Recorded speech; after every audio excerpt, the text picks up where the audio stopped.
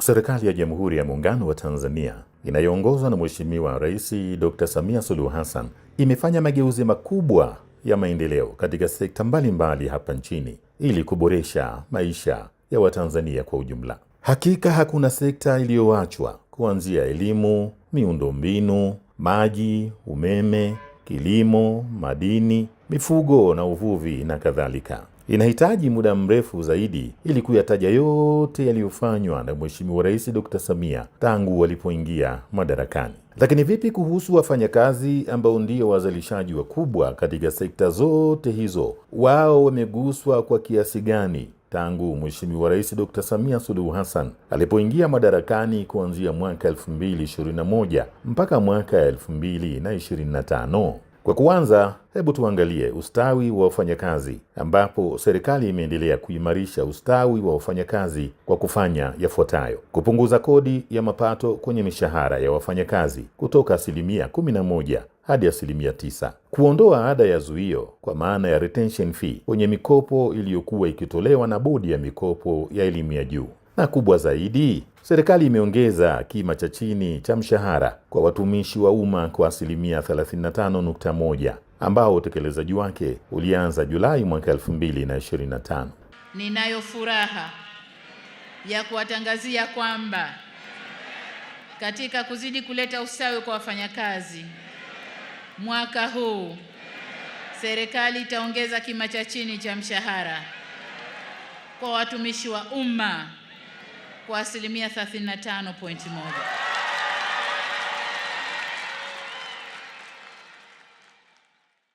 Sekta binafsi pia imeguswa kwa kufanya mapitio ya kima cha chini cha mshahara kupitia tangazo la serikali namba 687 la mwaka 2022 na 605A la mwaka 2025.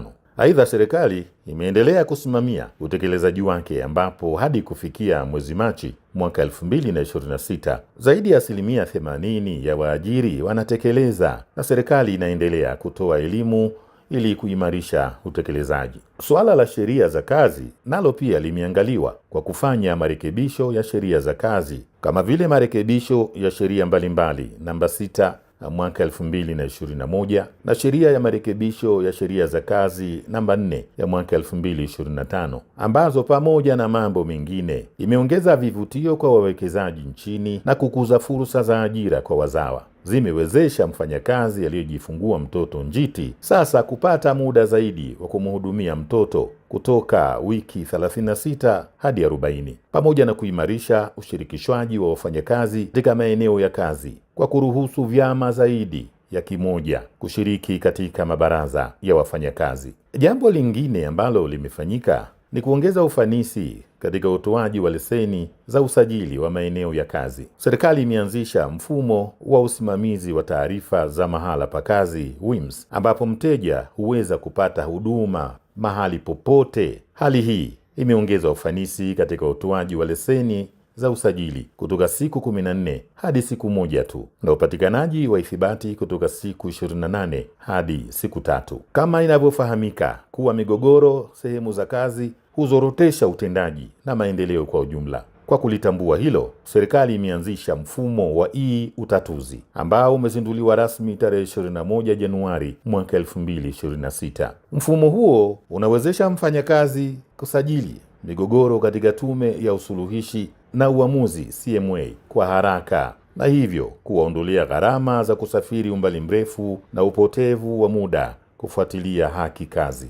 Kuimarisha majadiliano baina ya serikali, vyama vya wafanyakazi na waajiri. Serikali imeandaa mwongozo wa majadiliano baina ya serikali, vyama vya wafanyakazi na vyama vya waajiri wa mwaka 2025 unaolenga kuweka utaratibu wa kuimarisha majadiliano kati ya serikali, vyama vya wafanyakazi na vyama vya waajiri. Kuna usemi usemao kazi ni kazi tu, ili mradi mkono uende kinywani. Lakini ni dhahiri kuwa pamoja na mkono kwenda kinywani, ni vizuri pia kazi hiyo iwe ya staha. Kwa kutambua umuhimu huo, serikali imekamilisha na kuzindua programu ya nchi ya kazi za staha mwaka 2025-26 hadi mwaka 2029-30 mwezi Februari mwaka 2026. Programu hii imejielekeza katika maeneo makuu manne ambayo ni uzalishaji wa fursa za ajira, kinga ya jamii, pamoja na ustawi wa wafanyakazi na majadiliano ya pamoja na utatu, kwa maana ya serikali, vyama vya wafanyakazi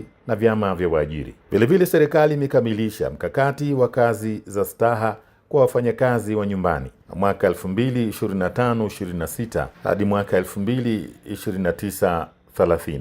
Tatizo la uhaba wa ajira nalo pia limeangaliwa kwa namna ya kipekee, ambapo serikali imeendelea kubuni na kutekeleza mikakati mbalimbali ya kuzalisha fursa za ajira kwa vijana kupitia uwekezaji na utekelezaji wa miradi mikubwa ya kimkakati. Katika kipindi cha kuanzia Novemba mwaka 2021 hadi Aprili mwaka 2026, serikali imewezesha ajira kwa vijana 8,709,479 kupitia uwekezaji na utekelezaji wa miradi mikubwa kama vile ujenzi wa bomba la mafuta ghafi la Afrika Mashariki, reli ya mwendo kasi, bwawa la kufua umeme la Mwalimu Julius Nyerere na uwanja wa ndege wa kimataifa wa Msalato. Mambo mengine yaliyofanyika ni pamoja na kuratibu mafunzo ya stadi za kazi kwa vijana kwa njia ya uwanagenzi, kutoa mafunzo kwa vitendo kwa vijana kwa njia ya utarajali, ambapo serikali imeendelea kutoa mafunzo kwa kuongeza ufanisi na upatikanaji wa taarifa za soko la ajira. Serikali imeongeza ufanisi katika upatikanaji wa taarifa za soko la ajira kwa kuanzisha mfumo wa kielektroniki wa taarifa za soko la ajira nchini ili kurahisisha upatikanaji wa taarifa za soko la ajira. Serikali pia imeendelea kuunganisha Watanzania na fursa za ajira nje ya nchi, ambapo hadi kufikia Aprili mwaka 2026 jumla ya Watanzania 12,850 wameunganishwa na fursa hizo. Moja kati ya jambo kubwa zaidi ambalo serikali imekuwa sikivu ni lile linalohusu mafao kwa wafanyakazi. Serikali imefanya maboresho ya kikokotoo cha mafao kwa watumishi ili kuboresha maisha ya wastaafu nchini. Maboresho hayo yanajumuisha kuongeza malipo ya mkupuo kutoka 25%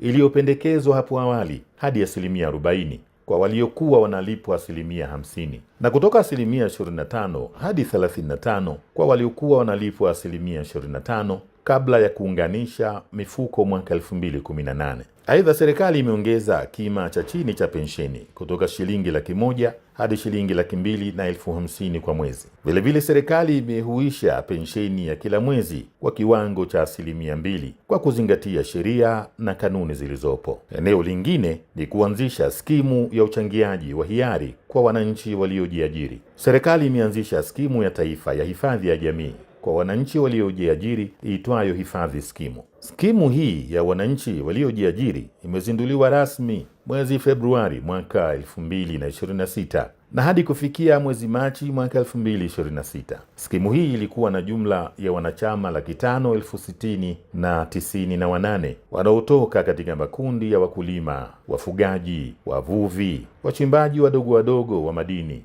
mamalishe, waendesha bajaji na bodaboda pamoja na machinga. Kwa upande wa mifuko ya hifadhi ya jamii, serikali imeboresha utoaji wa huduma ya mifuko ya hifadhi ya jamii kwa kuanzisha mifumo ya kielektroniki ikiwemo mfumo wa PSSSF pamoja kwa upande wa mfuko wa hifadhi ya jamii kwa watumishi wa umma na mfumo wa NSSF kiganjani kwa upande wa mfuko wa taifa wa hifadhi ya jamii. Kwa sasa mwanachama ambaye taarifa zake zimekamilika huweza kulipwa mafao yake ndani ya siku 30, hali iliyosaidia kuondoa usumbufu kwa wastaafu na malalamiko yasiyo ya lazima. Sasa haya ni baadhi tu ya mafanikio yaliyopatikana katika eneo la kazi na ajira kuanzia mwaka 2021 hadi mwaka 2025. Kwa kuongezea tu, kwa mwaka huu 2026, serikali ya awamu ya 6 inayoongozwa na Mheshimiwa Dr. Samia Suluhu Hassan imeshatoa ajira kwa wananchi 12,000,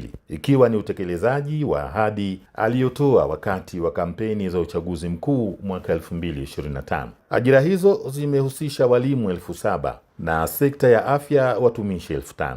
Hapana shaka hili ndiyo lile tabasamu la utu analolitamani Mheshimiwa Rais Dr. Samia Suluhu Hassan kwa Watanzania. Heri ya sikukuu ya wafanyakazi duniani mwaka 2026.